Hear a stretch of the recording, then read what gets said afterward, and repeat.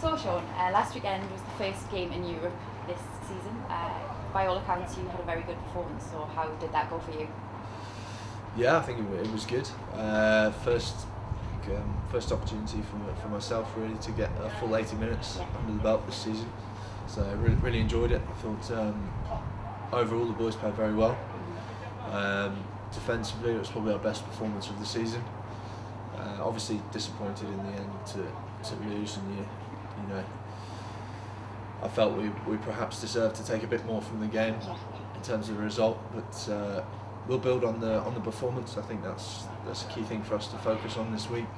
And if we keep the same level of performance, I think we should win comfortably this week.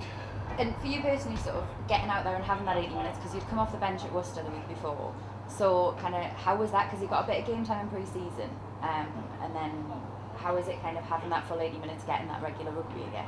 Yeah, no, it's good. There's some good players at the club. I'm obviously going to have to wait for my opportunities and try and take them when I get given the chance. So personally, it's fantastic to be out there again playing. Obviously delighted to get 80 minutes under my belt. I feel like every game that I play will improve me as a player. And I got the opportunity to call the lineups for the first time, that's good for me. And it's just about continually taking these steps and developing as a player, really. Is that a bit daunting, having that opportunity to be the one calling the lineouts? Yeah, it is. There's a bit more perhaps responsibility on you, but I think it's a good thing. Yeah. I think you feel a lot more involved in the game. Obviously, there's added pressure, but I think that if everybody's playing under pressure, you get used to that. And obviously, I had some experienced players out there with me, so that always helps. Yeah. You've always got those guys to turn to on the field if you ever need help. Mm-hmm.